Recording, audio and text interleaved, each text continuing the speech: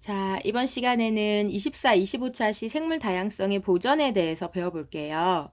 자, 이 영상 아마 1학기 마지막 영상이 될 것 같은데, 생물 다양성의 보전에 앞서서 그럼 생물 다양성은 왜 중요한지 중요성에 대해서 한번 먼저 얘기해 볼게요. 자, 일단 첫 번째는 생물이 다양함으로써 생태계가 더 안정적으로 평형을 유지할 수 있어요. 자, 그 예를 한번 들어보면 우리 교과서에도 그림이 나오는데 어떤 그림이 나오냐면 한쪽은 생물 다양성이 낮은 생태계예요. 낮은 생태계의 예를 한번 들어보고 하나는 높은 생태계를 예를 한번 들어볼게요. 생물 다양성이 낮다는 거는 그만큼 다양하지 않다는 거겠죠. 그래서 예를 들어서 들판에 있는 벼를 메뚜기가 잡아먹어요. 메뚜기가. 그리고 이 메뚜기를 뒤쥐라는 쥐가 잡아먹어요. 그리고 나서 이 뒤쥐를 마지막으로 수리 부엉이가 잡아먹는다고 해봅시다. 요런 먹이사슬이 있어요. 자, 요런 먹이사슬이 있는 지역과 생물 다양성이 낮다고 볼 수 있겠죠. 자, 한쪽은 이쪽이랑 마찬가지로 벼를 메뚜기가 먹겠죠?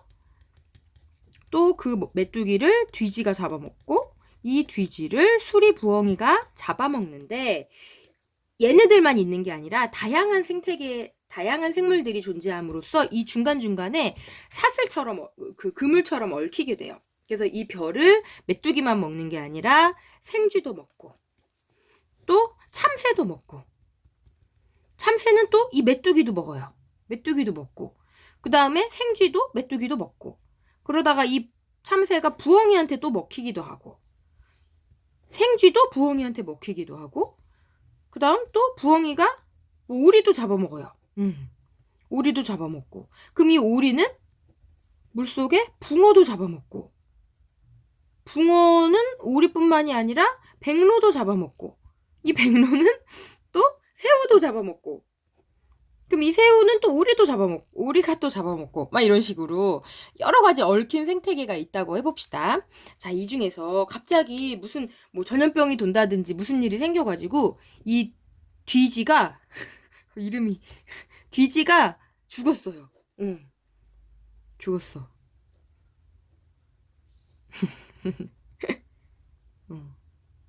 죽었어. 죽었어요. 자, 그러면 어떤 일이 일어날까요? 뒤지가 죽으면. 메뚜기를 잡아먹는 애가 죽어버리니까 갑자기 메뚜기가 많아지겠죠. 그 다음 수리 부엉이는 어떻게 될까? 뒤지가 잡아먹을 게 갑자기 없어지고 나면 부엉이가 굶어 죽는 애들이 생기겠죠. 그 다음 메뚜기가 또 갑자기 많아지면 그러면 벼를 먹는 애들이 너무 늘어나는 거니까 벼의 생산량이 또 떨어질 거고.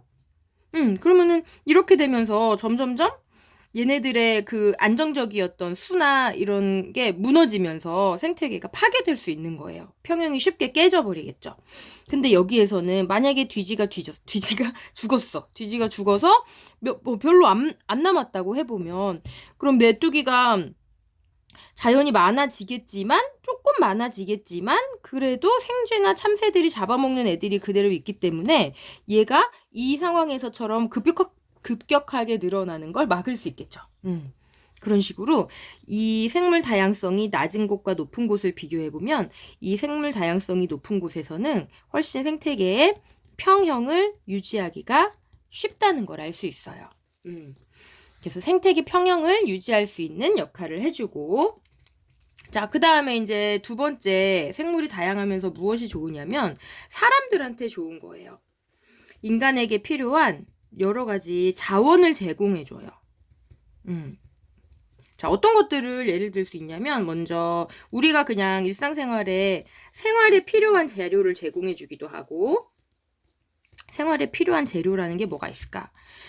뭐 우리가 흔히 먹는 밥이나 아니면은 우리 그 옷을 만드는 뭐 면 티셔츠 이런 것도 다 목화에서 나온 거죠. 면 같은 것으로 만든 옷가지들 아니면 집을 짓는 재료 이런 것도 다 자연에서 오지요. 그리고 또 우리 뭐 타이레놀 이런 것처럼 아스피린 이런 해열제에도 이 뭐 버드나무 성분이나 이런 자연에서 얻어온 성분으로 만드는 경우가 많이 있어요.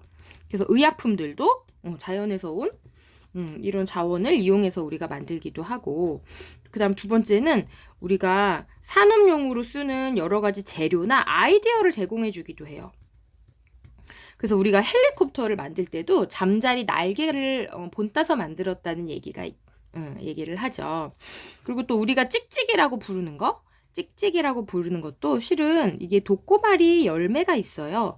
이 열매를 보면 열매에 이렇게 막 이렇게 가시 같은 털들이 많이 나 있어서 이게 동물들이나 다른 그 생물들의 몸에 붙어서 이동을 잘 하는데, 요거를 이용해서 만든 게 찍찍이에요. 한쪽은 부드럽게 되어 있고 한쪽은 까슬까슬하게 되어 있어서 잘 달라붙게 되어 있죠. 자, 그 다음에 우리가 자연 속에서 휴식 공간을 많이 제공받기도 해요.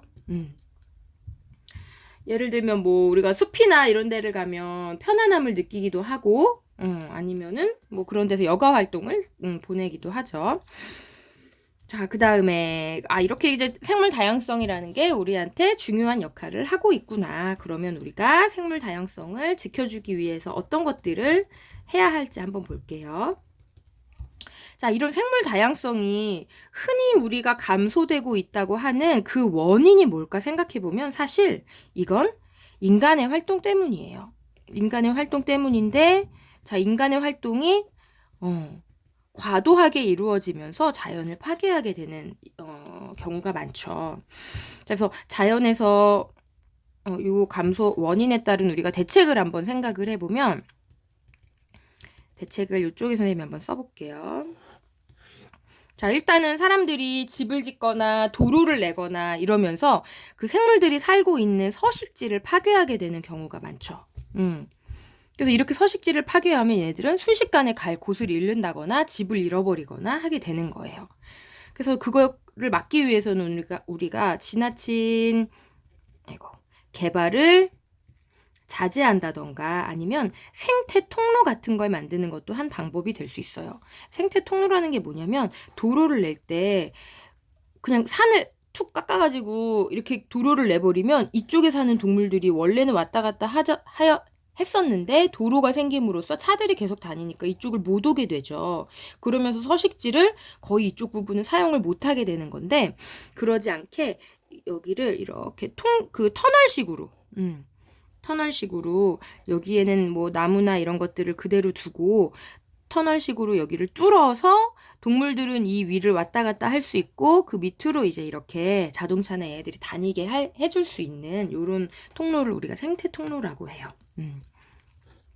자, 그 다음에 두 번째는 우리 사람이 불법으로 동물들을 많이 잡기도 해요. 멸종위기의 동물들이나 그런 동물들이 이런 불법 포획으로 인해서 많이 고통받기도 하는데, 이거를 막기 위해서는 불법으로 포획한 사람들에게 더 큰 처벌을 할 수 있는 법률을 강화하거나 아니면 정말 위험한 애들을 멸종위기 동물로 지정해서 좀 관리를 해주면 나아질 수 있겠죠.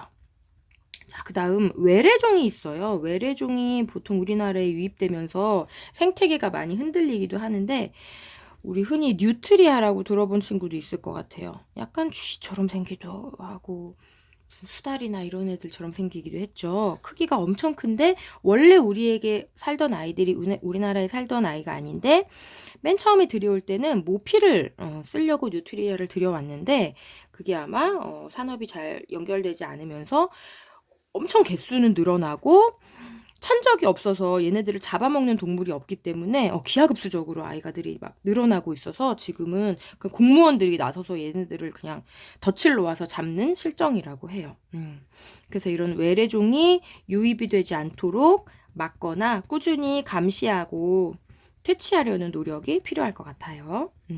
자, 마지막. 사람들이 지나친 개발로 환경이 많이 오염되죠. 그걸로 인해서 아이들이 또 다양성을 잃기도 하는데, 자, 우리가 쓰레기를 줄이는 거나 아니면 나라에서 환경 정화 시설들을 좀 더 많이 만들어주면 달라질 수 있겠죠. 자, 이번 시간은 여기까지 하고요. 방학 지나고 나서 그 뒤에 단원들은 2학기에 선생님이 설명해 줄게요.